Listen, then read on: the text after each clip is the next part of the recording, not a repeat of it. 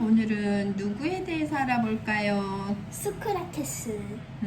소크라테스는 뭐 하는 사람이었어요? 진리를 사랑하는 철학자. 네, 한번 읽어봐요. 그리스에서 온 것 같아요. 누굴까요? 아니면 롬. 자, 야, 못난이 소크라테스, 넌 개구리 먹었니? 눈이 톡 튀어나왔네. 동네 아이들이 깔깔 웃으며 소크라테스를 놀려댔어요. 그때 옆에 있던 크리톤이 주먹을 번쩍 치켜들자 깜짝 놀라 우르르 달아나 버렸지요. 툭 튀어나온 눈, 납작한 코, 커다란 콧구멍, 붉고 두툼한 입술까지 단짝 친구인 크리톤이 보아도 소크라테스는 정말 못생겼어요. 하지만 소크라테스는 언제나 씩씩했답니다. 진짜 못생겼네요. 그런가 봐. 튀어나온 개구리 눈은 멀리 볼 수 있어서 좋고, 커다란 콧구멍은 냄새를 잘 맡을 수 있어서 좋아. 그러니까 내 눈이랑 코가 으뜸이야. 크리토는 명랑한 소크라테스를 무척 좋아했답니다. 단짝. 서로 뜻이 맞거나 매우 친하여 늘 함께 어울리는 사이를 말해요. 베스트 프렌드. 명랑하다. 마음에 어두운 빛이 없고 밝은 것을 뜻해요. 소크라테스는 지금부터 약 2500년 전쯤 그리스 아테네에서 태어났어요. 맞았네. 아버지는 돌을 조각하는 일을 했고 어머니는 아이 낳는 것을 도와주는 일을 했어요. 아테네는 바닷가에 자리 잡은 아름다운 도시국가였어요. 1년 내내 따뜻한 햇빛이 비쳐 싱싱한 올리브 나무가 쑥쑥 잘 자랐지요. 소크라테스는 아테네의 아름다움에 반해 찾아온 예술가, 학자들에게 훌륭한 이야기를 많이 듣고 자랐어요. 아테네는 소크라테스의 상상력을 한껏 키워주었지요. 조각하다. 재료를 새기거나 깎아서 입체로 생긴 모양을 만든다는 뜻이에요. 도시국가. 고대와 중세의 도시 그 자체가 정치적으로 독립하여 국가를 이루던 공동체예요. 상상력.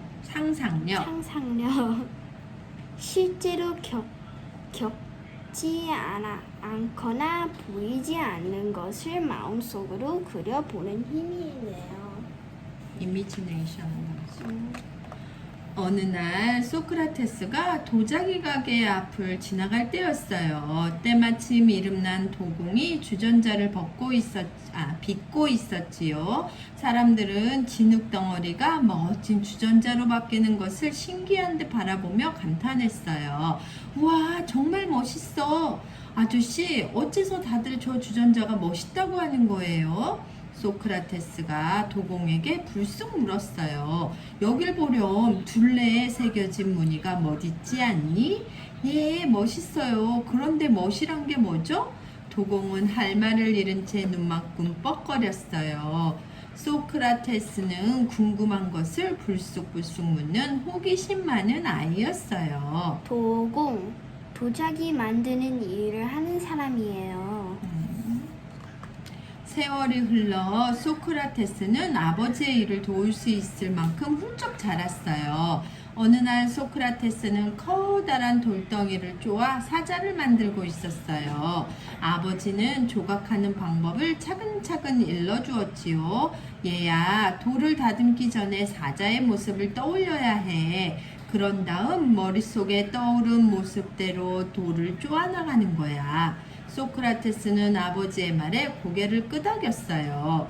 그런데 이날 소크라테스는 돌 쪼는 방법만 배운 것이 아니었나 봐요. 뒷날 사람들의 생각을 바르게 다듬어주는 마음의 조각가가 되었으니 말이에요. 기원전 431년 아테나와 이웃 나라인 스파르타 사이에 큰 전쟁이 일어났어요. 아테네 시민인 소크라테스도 전쟁에 나갔지요. 싸움이 한창 벌어지고 있을 때 소크라테스 바로 옆에서 싸우던 병사가 몸을 많이 다쳤어요. 자네라도 도망치게 어서. 하지만 소크라테스는 혼자 도망치지 않았어요. 스파르타 병사들이 사납게 뒤쫓아오는데도 끝까지 다친 병사를 구축하고 뛰었어요. 나라에서 소크라테스를 칭찬하며 상을 주려고 했어요. 당연한 일을 한 것뿐입니다. 상을 받아야 할 만큼 대단하지 않아요. 소크라테스는 끝내 상을 받지 않았어요. 기원전 맞지요? 주로 예수가 태어난 해를 기준으로 하여 그 이전을 말해요. 지수스 안 태어났을 때? 시민, 그 시에 사는 사람을 말해요. 부축하다, 겨드랑이를 붙잡아 걷는 것을 도와주는 거예요. 소크라테스가 살던 그 무렵 아테네 사람들은 여럿이 모여 이야기 나누는 것을 무척 좋아했어요. 때때로 사람들은 서로 생각이 달라 싸우기도 하고 그럴듯한 말로 서로를 속이기도 했지요. 소크라테스는 그런 모습이 못마땅했어요. 사람들의 마음이 온통 거짓으로 가득 찼구나. 거짓을 버리고 지혜롭게 사는 법은 무엇일까? 소크라테스는 곰곰이 생각에 잠겼어요. 그래, 이렇게 쉬운 답이 있었구나. 바른 생각, 바른 말, 바른 행동, 바로 그거야. 소크라테스는 이 깨달음을 지키며 살기로 마음먹었어요.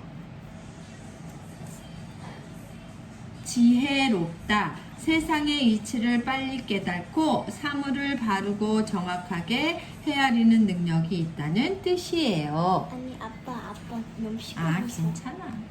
자, 소크라테스는 너덜너덜해진 옷에 초라한 맨발 차림으로 골똘히 생각에 잠겨 있을 때가 많았어요. 저기 봐, 한겨울에도 신발을 신지 않은 걸 보니 틀림없이 소크라테스일 거야.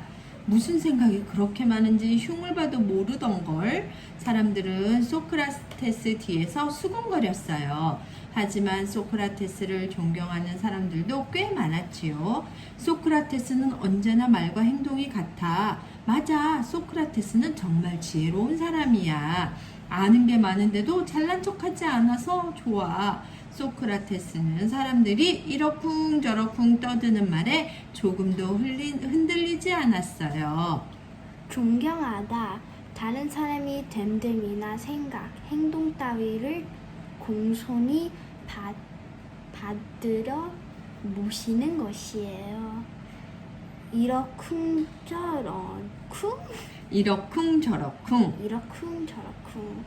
이러하다는 저리하다는 등 말을 늘어놓는 모양이에요. 한 번은 어떤 젊은이가 밥을 먹다가 투덜거렸어요. 왜 이렇게 음식이 맛없지? 그러자 소크라테스가 말했어요. 그럼 하루만 굶어보게. 배가 고프면 무엇이든 맛있다네. 젊은이는 쑥스레 웃으며 고개를 끄덕였어요. 어느 날은 길에서 만난 이웃이 화를 내며 말했어요. 친구에게 인사를 했는데 못 본 척하지 뭐예요. 소크라테스는 방긋 웃으며 말했어요. 그 친구는 아마 마음이 병들었을 걸세. 자네는 아픈 사람에게도 화를 내는가? 그 말을 듣고 이웃의 얼굴이 금세 환해졌어요. 이처럼 소크라테스는 따뜻한 대화로 사람들에게 바른 생각을 심어주었답니다. 똑똑하네. 쑥스레 하는 짓이나 모양이 어울리지 않아 우습고 싱거운 대가 있는 거예요. 난 많은 종이 있어. 대화, 서로 이야기를 주고받는 것 또는 그 이야기를 말해요. 어느 날 소크라테스의 친구가 헐레벌떡 달려와 말했어요. 내가 델포이 신전에서 신의 목소리를 들었네. 자네보다 더 지혜로운 사람은 없다고 하더군. 그러자 소크라테스가 조용조용 낮은 목소리로 물었어요. 지혜롭다는 게 어떤 뜻인가? 난 그저 내가 모르는 게 많다는 것을 알 뿐이라네. 사람들이 서로 잘났다고 우기며 으스댈 때에도 소크라테스는 자기의 참모습을 들여다보려고 애썼어요. 너 자신을 알라. 이 말은 델포이의 아폴론 신전에 쓰여 있었어요. 소크라테스는 이 말을 읽고 크게 깨달아 늘 자기의 모자름을 먼저 생각했답니다. 으스대다. 어울리지 않게 우쭐거리며 뽐낸다는 뜻이에요. 참 모습, 거짓이나 꾸밈이 없는 모습이에요. 소크라테스는 꽤 늦은 나이에 크산티페와 결혼했어요. 크산티페는 세 아이를 키우며 고달프게 살림을 꾸려나갔어요. 소크라테스가 돈 버는 일에 통 관심이 없었거든요. 크산티페는 끝없이 잔소리를 늘어놓았어요. 제발 돈 좀 받고 가르쳐요. 하지만 소크라테스는 늘 아무 대답이 없었지요. 한 번은 머리 끝까지 화난 크산티페가 소리를 빽 지르며 소크라테스에게 물을 끼얹었어요. 그러자 소크라테스는 아무렇지도 않은 듯 중얼거렸답니다. 갑자기 천둥 치는 소리가 나더니 비가 오는군. 소크라테스는 집에서 아내의 잔소리에 시달렸어요. 하지만 밖에서는 사람들에게 큰 존경을 받았지요. 선생님, 지혜롭게 사는 법을 알려주십시오. 나와 이야기를 나눠보세. 그러면 궁금증이 저절로 풀릴 것세. 사람들은 소크라테스와 이야기를 나누면서 궁금했던 것들을 스스로 깨우쳐 알게 되었어요. 이것이 바로 소크라테스가 사람들을 가르치는 특별한 방법이었답니다. 상상해보세요. 밤새 젊은이들과 이야기를 나눈 뒤 새벽을 걸어 집으로 돌아가는 위대한 스승의 모습을. 궁금증, 무엇이 알고 싶어 몹시 답답하고 안타까운 마음이에요. 미안해. 괜찮아. 그때 아테네에서는 나라를 다스리는 사람들이 백성들의 어려움을 조금도 보살피지 않았어요. 소크라테스는 더 이상 참지 못하고 백성들을 내팽겨친 사람들을 따끔하게 꾸짖었어요. 소떼가 줄어들고 소가 야위는 것은 목동의 잘못입니다. 마찬가지로 백성들이 행복하게 살지 못하는 것은 바로 나라를 다스리는 사람들의 잘못이 아니겠습니까? 거침없이 올바른 말만 하는 소크라테스를 헐뜯고 미워하는 사람들이 점점 늘어났어요. 멜레토스라는 사람도 소크라테스를 몹시 미워했지요. 어느 날 멜레토스는 소크라테스를 법정에 고발했어요. 소크라테스는 아테네의 신을 믿지 않고 젊은이들을 나쁜 길로 이끌고 있습니다. 목동, 풀을 뜯기며 가축을 치는 아이를 말해요. 법정, 법을 어기고 저지른 잘못을 차례에 따라 관련내고 재판하는 곳이에요. 고발하다, 법을 어기고 잘못을 저지른 사람을 드러내 알려서 벌을 받게 하는 것을 뜻해요. 내가 아테네의 신을 믿지 않다니요. 오히려 신의 말씀대로 바르게 살려고 누구보다도 노력했습니다.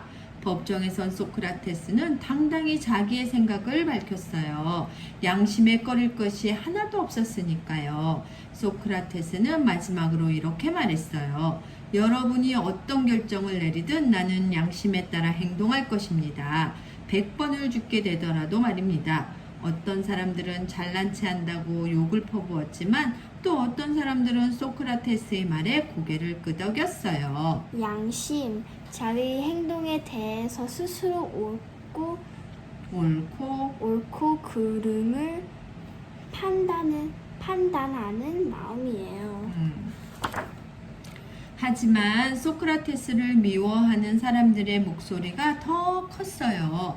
소크라테스가 하는 말을 들었지? 혼자만 잘난 것 같아. 저 사람을 살려두었다간 우리가 해를 입을 거야. 결국 소크라테스는 사형 선고를 받았어요. 소크라테스는 곧바로 감옥에 갇혔지요. 어느 날 친구 크리톤이 찾아와 조용히 말했어요.